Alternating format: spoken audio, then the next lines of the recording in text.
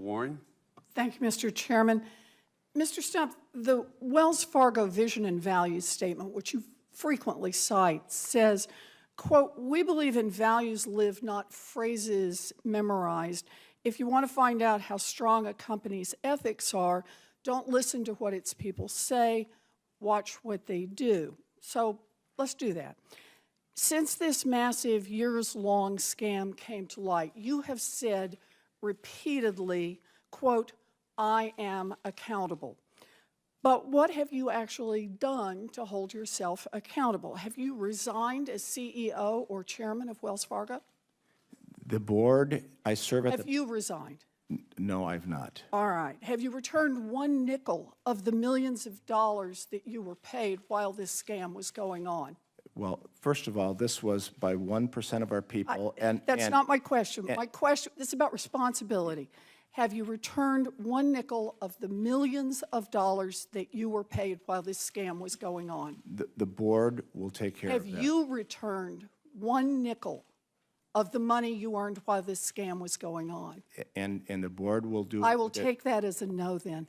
Have you fired a single senior executive? And by that, I don't mean a regional manager or a branch manager. I'm asking about the people who actually led your community banking division or your compliance division.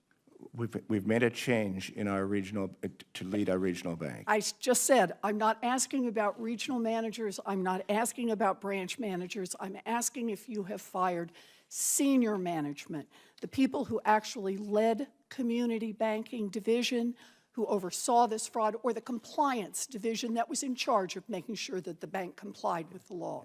Carrie Tulsa. Did you fire No. any of those people? No. Okay. So you haven't resigned. You haven't returned a single nickel of your personal earnings.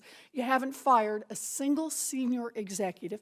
Instead, evidently, your definition of accountable is to push the blame to your low-level employees who don't have the money for a fancy PR firm to defend themselves.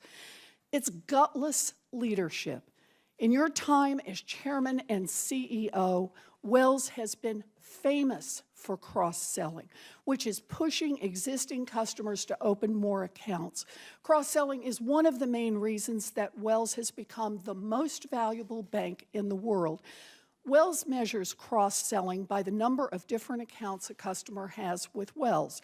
Other big banks average fewer than 3 accounts per customer, but you set the target at 8 accounts.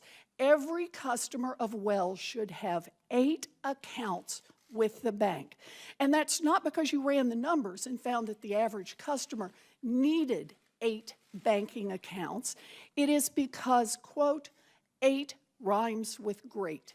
This was your rationale right there in your 2010 annual report.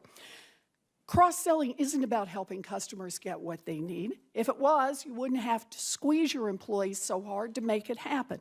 No, cross-selling is all about pumping up Wells' stock price, isn't it? No, cross-selling is shorthand for deepening relationships. We only do well. Let me stop you right there. You say no? No? Here are the transcripts of 12 quarterly earnings calls that you participated in from 2012 to 2014, the 3 full years in which we know this scam was going on. I'd like to submit them for the record, if I may, Mr. Chair. Thank you. These are calls where you personally made your pitch to investors and analysts about why Wells Fargo is a great investment. And in all 12 of these calls, you personally cited Wells Fargo's success at cross-selling retail accounts as one of the main reasons to buy more stock in the company. Let me read you a few quotes that you had. April 2012, quote, "We grew our retail banking cross-sell ratio to a record 5.98 products per household." A year later, April 2013, quote, "We achieved record retail banking cross-sell of 6.1 products per household." April 2014, quote, we achieved record retail banking cross-sell of 6.17 products per household. The ratio kept going up and up, and it didn't matter whether customers used those accounts or not. And guess what? Wall Street loved it. Here is just a sample of the reports from top analysts in those years, all recommending that people buy Wells Fargo stock in part because of the strong cross-sell numbers. And I'd like to submit them for the record. Without objections. Thank you, Mr. Chair. So when investors saw good cross-sell numbers, they did while this scam was going on. That was very good for you personally, wasn't it, Mr. Stumpf? Do you know how much money, how much value your stock holdings in Wells Fargo gained while this scam was underway? Well, first of all, it was not a scam, and cross-sell is a way of deepening relationships. When customers use We've been through this, Mr. Stumpf. I asked you a very simple question. Do you know how much the value of your stock went up while this scam was going on? It's all of my compensation is in our public Do filing. you know how much it was? It's all in the public filing. Oh, you're right, it is all in the public records because I looked it up. While this scam was going on, you personally held an average of 6.75 million shares of Wells stock. The share price during this time period went up by about $30, which comes out to more than $200 million in gains, all for you personally, and thanks in part to those cross-sell numbers that you talked about on every one of those calls. You know, here's what really gets me about this, Mr. Stumpf. If one of your tellers took a handful of $20 bills out of the cash drawer, they'd probably be looking at criminal charges for theft. They could end up in prison. But you squeezed your employees to the breaking point so they would cheat customers and you could drive up the value of your stock and put hundreds of millions of dollars in your own pocket. And when it all blew up, you kept your job, you kept your multi-million-dollar bonuses, and you went on television to blame thousands of $12 an hour employees who were just trying to meet cross-sell quotas that made you rich.